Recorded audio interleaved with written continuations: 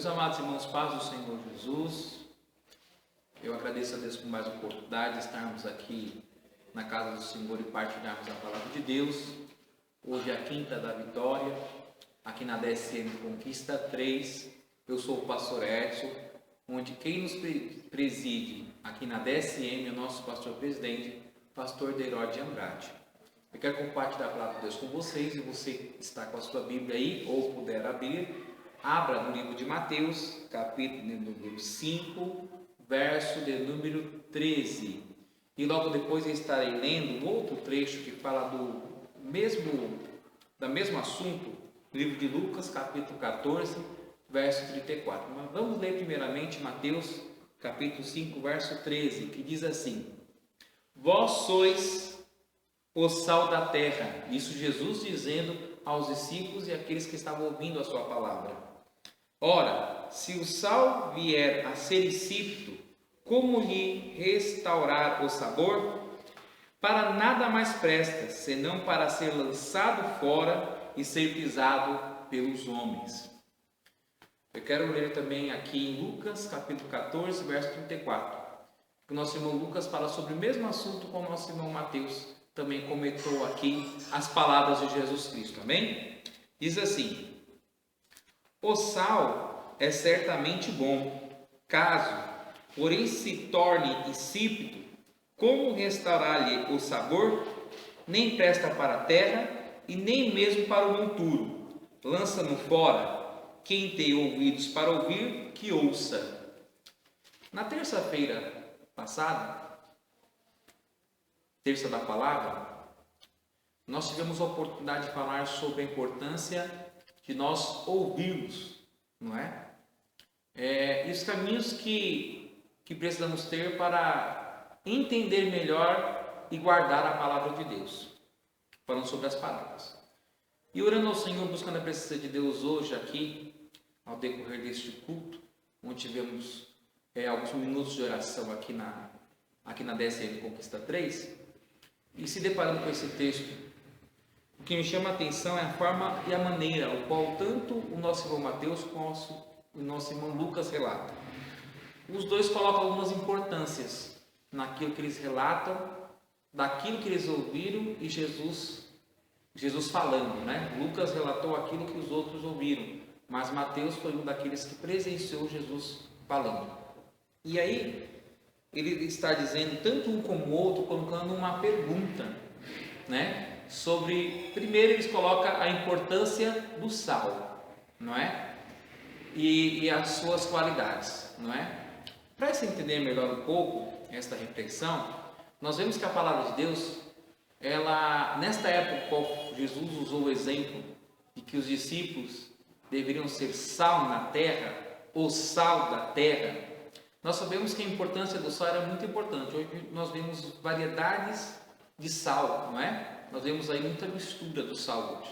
Mas o sal naquela época ela tinha uma importância muito grande, não é? Ela não servia somente de condimento, não é? Para colocar sabor em alguma coisa, mas ela tinha também a importância, não é? De conservar, de preservar. E a importância o qual nós damos ao sal, o entendimento que podemos ter através dessa palavra, o entendimento que o texto nos leva, não é? A possuir o conhecimento que precisamos ter para entender o que Jesus está falando, não é? Com os seus discípulos, com aqueles que o seguiam, não é? E Jesus está dizendo assim, olha, né? Os discípulos e aqueles que ouviram a sua palavra. Logo depois do sermão da montanha, não é?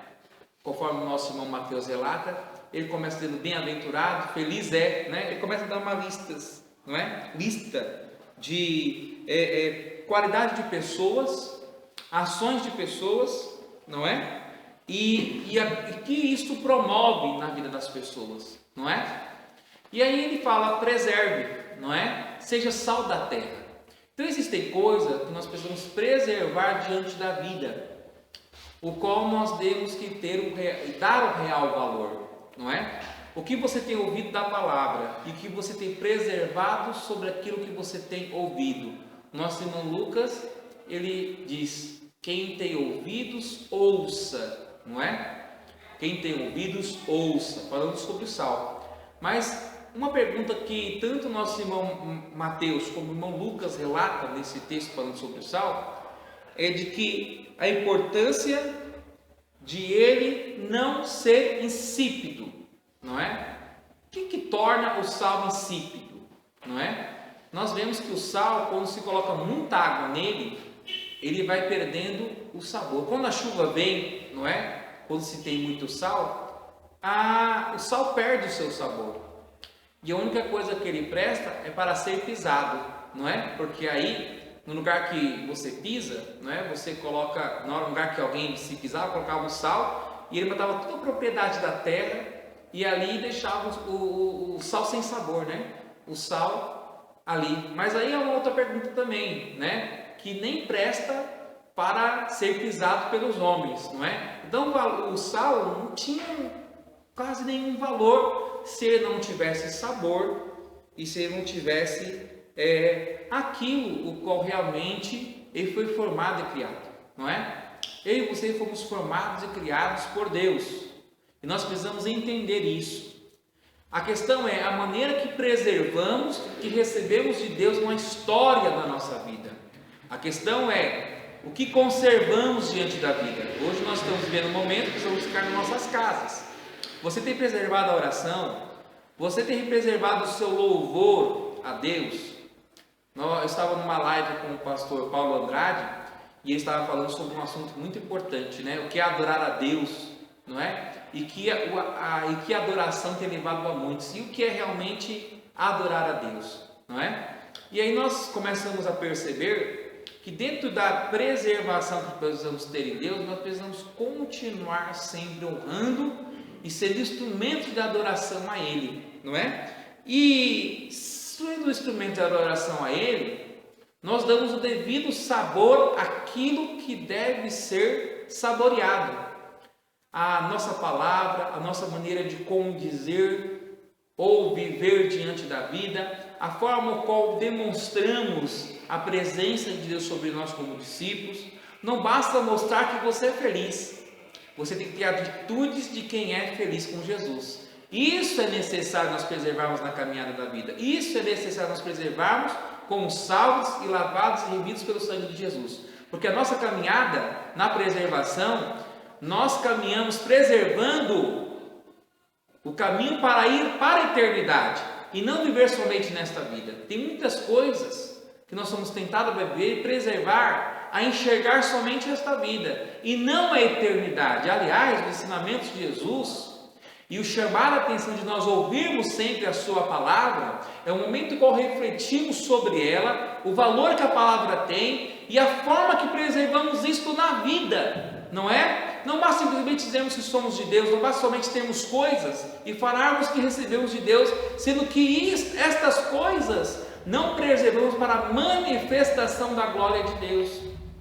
E se isto não condiz com aquilo que nos leva ao caminho da eternidade, então comece a entender hoje aquilo que você tem preservado diante de Deus, preservado diante das pessoas, preservado diante da vida, não é? Porque tanto o nosso irmão Mateus como o nosso irmão Lucas deixam uma contestação. Peraí, o sal só vai ter valor se ele não perder o seu sabor, se não tornar insípido. Porque o nosso irmão Mateus ele relata que ele só vai ter utilidade se for, porque é o conhecimento que Mateus tinha daquilo que Jesus estava falando, não é? E aí Mateus ouvindo relatou. E Lucas, que tinha um entendimento, né? Num prisma diferente, né? Mas a palavra tendo o mesmo conteúdo, não é? De mostrar os dois pontos de vista, tanto de Lucas como de Mateus, de falar, olha, vocês precisam ser sal na terra e continuar tendo sabor, não perder o sabor diante da vida, não perder o sabor diante da história, não deixar de preservar, né, como sal, aquilo que você é. Neste momento de dificuldade, muitas pessoas têm perdido a sua identidade, né? Às vezes tomam pontos de vista diferentes, não toma equilíbrio da situação. Nós temos vivido um momento que muitas pessoas têm se amedrontado, tem muitas pessoas que têm se preservado, se cuidado, diante dessa viralização que tem acontecido com o mundo. Mas qual a tua postura de preservar a sua fé, Jesus continua curando, libertando e salvando. E você precisa continuar a realizar a obra de Deus. Seja através daquilo qual Deus tem dado nas suas mãos neste momento. Às vezes não temos condições de evangelizar como nós fazíamos, né, antes dessa epidemia acontecer com o mundo. Mas use a sua rede social para preservar e não perder a sua identidade como cristão. Use o cotidiano da sua vida, identificando que realmente você é uma pessoa que adora a Deus, que glorifica a Deus, e como discípulo dele, é realmente quem você é, e que realmente deseja a Deus que você seja. Então, se preservar é muito importante nesses momentos, porque a palavra ainda diz no verso de número 13, que o sal, se ele não tiver o seu devido valor, que é ter o seu sabor, né? Como ele vai restaurar o seu sabor, né? Tem coisas que a gente preserva na vida, e se a gente perder esse momento de preservar, nós podemos ser julgados como pessoas que não são seguidoras de Cristo, que não são discípulos do Senhor Jesus. Então, irmãos, não abra mão da sua fé. Às vezes a nossa fé é contestada no dia a dia da nossa vida com pequenas coisas, não é? Mas o que tem feito você perder a sua identidade como cristão? Preserve as coisas mais simples. Eu tenho percebido que eu em casa com a minha família, eu tenho percebido algumas situações corriqueiras e muito pequenas que eu preciso preservar, que eu não posso abrir mão, mas preservar honrando a Deus com aquilo qual Deus tem nos dado, não é? Não mudar o seu caráter pela dificuldade, não mudar a sua integridade pelas desavenças da vida, mas preservar a presença de Deus em você, preservar o quanto você está caminhando para a eternidade, sendo feliz com Jesus. Isso não quer dizer que a gente não vai ter tristeza, que a gente não vai ter aflição, que a gente não vai ter perseguição, que a gente não vai chorar porque haverá situações de injustiça, não é? Vai ter momentos que você vai ser afrontado. Essas coisas vão acontecer enquanto nós estivermos nessa terra. Mas se nós preservarmos a presença de Deus em nós, como verdadeiro sal, não é? Como aquele que tem o seu devido valor no seu momento e na sua hora, você vai perceber o quanto a manifestação e a glória de Deus será sobre você, sobre a sua casa, sobre a sua família, sobre tudo aquilo que você tem vivido no seu cotidiano. Preserve a presença de Deus em você. Olha o que nosso irmão Lucas diz.